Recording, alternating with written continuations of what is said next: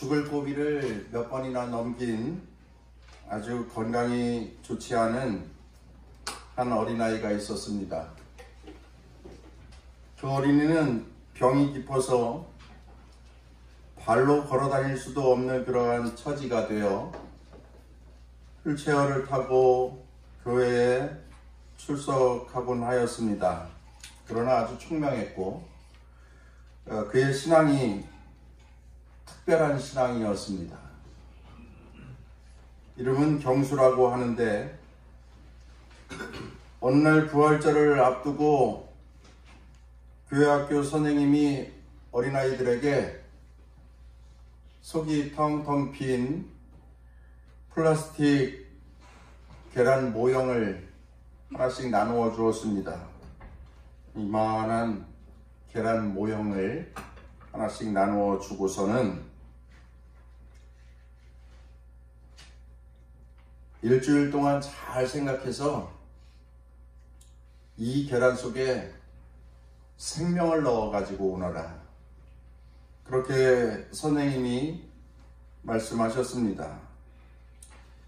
아이들은 집으로 돌아가서 그 계란 모형에 무엇을 넣어야 할까 많이 고민했습니다.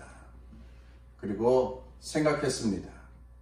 그래서 어떤 아이는 물을 좀 담그고 그리고 꽃을 잘라서 거기에다가 띄워서 가져온 어린아이도 있었고, 생명을 넣어 가지고 오라고 하니까 어떤 아이는 날아다니는 곤충을 한 마리 잡아서 그 안에 넣어 가지고 온 어린아이도 있었습니다. 그리고 어떤 어린아이는 개구지지요, 깨구리 한 마리를 잡아 가지고 넣어 가지고 왔습니다. 하지만 경수는 빈 플라스틱 계란 그냥 그대로 들고 왔습니다. 선생님은 혼자 생각했어요. 내가 자유롭게 움직일 수 없어서 휠체어를 타고 다니는 형편이니 어디 마음대로 다닐 수가 없어서 아무것도 잡아올 수가 없었나 보다, 아무것도 넣어올 수 없었나 보다, 그렇게 생각하고 선생님은 오히려 경수를 위로해 주었습니다. 괜찮다, 괜찮아, 그럴 수도 있지, 숙제를 못했지만 괜찮다, 괜찮아. 그러나 이 아이는 심각한 얼굴로 선생님에게 말씀드리는 것이었습니다. 아니에요, 선생님. 저는 이 속에 눈에 보이지 않지만 생명을 담아 가지고 왔습니다. 보이지 않는 생명이 이 속 안에 담겨져 있습니다.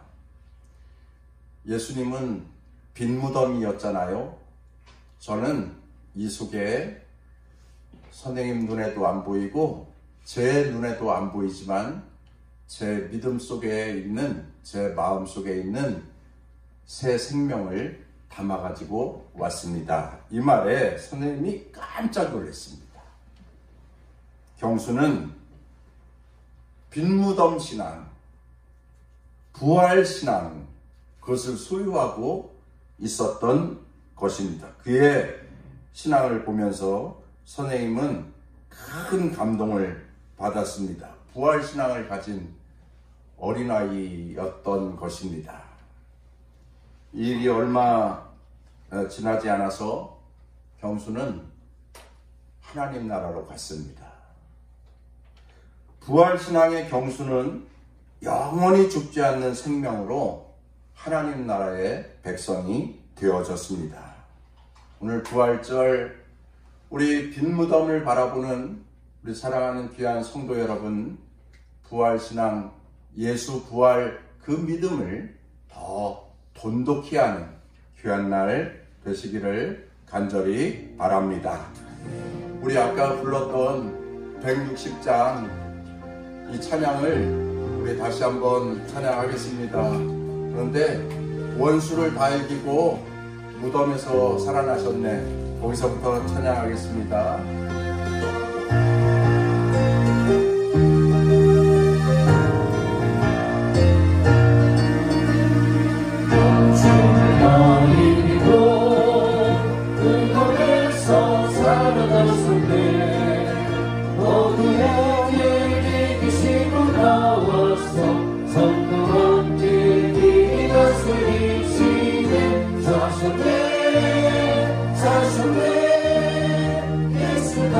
원수를 가리고 다시 한번 찬양합니다. 원수가 이기고 무덤에서 살아나셨네. 어둠을 이기시고 나와서 전부 함께 길이 다스리시네. 사셨네 사셨네 예수 다시 사셨네. 할렐루야. 예수님께서 부활하신 것을 믿으시기를 바랍니다. 그 부활의 주님을 만나는 귀한 부활절이 되기를 주의 이름으로 축복합니다. 우리는 지난 한 주간 고난주간으로 지냈습니다. 생각해보면 마음이 무거웠던 날이었고 또 기분이 침울한 날이었습니다. 고난주간을 통하여서 금식을 하기도 하였고요. 성금요일에는 주님의 십자가의 고난을 묵상하면서 우리 청년들까지 새벽제단을 쌓아드리면서 함께 나를 구원하여 주신 예수님을 감사하며 찬미하기도 하였습니다. 그 시간을 통하여서 하나님의 사랑과 은혜를 우리들이 생각하였습니다. 예수님이 십자가상에서 이렇게 말하죠. 나의 하나님 어찌하여 나를 버리시나이까. 나의 하나님 내 영혼을 주께 맡기나이다. 다 이루었다.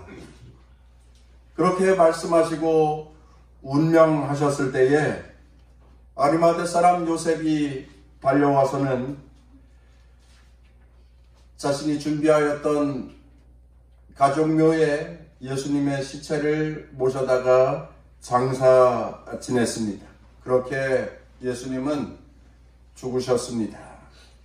그때 사람들은 말했죠. 많은 그리스도인들이 아파하면서 말했습니다. 예수님이 십자가에 죽으셨어. 날 사랑하셨던 예수님이고 나를 구원해 주신 예수님이고 나를 치료해 주신 예수님인데 그 예수님이 십자가에 죽으셨어. 그렇게 자비롭고 인자하신 예수님이셨는데 그 예수님이 죽으셨어. 이렇게 예수님의 십자가의 죽음은 모든 믿는 사람들에게 가슴을 치며 통곡하게 하는 너무나도 충격적인 사건이었습니다. 수많은 사람들이 절망하게 되었고 저마다 고개를 들을 수 없어 시리에 차 낙심 가운데 빠져있게 되었는데 예수님을 사랑했던 사람들, 예수님과 함께했던 사람들 단 한 사람도 빠짐없이 모두가 다 침울해하며 괴로워하고 있었던 그때에 한 가지 소식이 들려져 옵니다.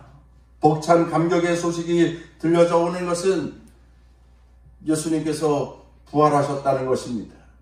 예수님께서 다시 살아나셨다라고 하는 것입니다. 온 흑암의 권세, 악한 음부의 권세, 그리고 절망의 구렁텅이를 극복하시고 예수님께서 부활하셨다라고 하는 소식이었습니다. 그래서 그 부활하신 예수님을 처음 만났던 막달라 마리아와 또 다른 마리아 그리고 예수님의 제자들은 함께 찬양하였습니다. 사셨네, 사셨네, 예수 다시 사셨네. 우리 지금 불렀던 그 찬양을 그들이 힘써서 불러 찬양하게 되었습니다. 우리 기독교는 새 찬양의 종교가 되는 줄 믿습니다. 새 아침의 종교요. 그리고 새 생명의 종교가 되는 줄 믿습니다. 우리 성도들은 음부의 권세도 사망의 권세도 마귀의 권세도 그리고 그 무덤의 권세도 이기고 사는 하나님의 백성들인 줄 믿습니다. 우리가 그 근거로 삼는 것이 무엇입니까? 바로 예수의 부활이라. 예수의 다시 사신 부활이라.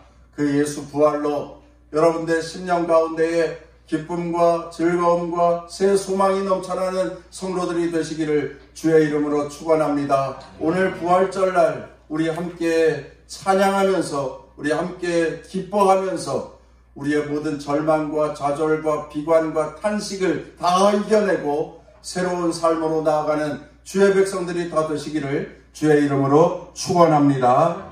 예수님은 살아생전에 몇 번이고 말씀하셨습니다. 나 예루살렘에 올라가면 유대 종교 지도자들이 나를 핍박할 것이고 나는 그들에게 잡힐 것이고 그리고 나는 십자가를 질 것이지만 3일 만에 다시 살아나리라. 예수님은 제자들에게 3번이나 그 십자가 고난, 십자가 순환 예고를 하셨습니다. 그런데 오늘 읽은 본문 말씀에 보면은 예수님은 말씀하십니다. 6절 말씀을 보시지요. 같이 한번 읽어보겠습니다. 시작. 그가 여기 계시지 않고 그가 말씀하시던 대로 살아나셨느니라. 와서 그가 누우셨던 곳을 보라. 예수님은 당신이 살아생전 말씀하셨던 그대로 무덤의 권세, 사망의 권세, 음부의 권세, 마귀의 권세, 그 흑암의 권세를 이기고 부활하셨습니다. 생명으로 다시 부활하셨습니다. 그 부활하시던 날 놀라운 기적이 일어나는데 어떤 것입니까? 큰 지진이 났다. 2절에는 그렇게 말씀하고 있습니다. 지진이 났다. 여러분, 이 지진이 왜 난 줄 아십니까? 이 지진이 왜 있었을까요? 그 무덤에 앞을 막고 있는 돌을 움직이기 위한 흔드는 지진이었던 겁니다.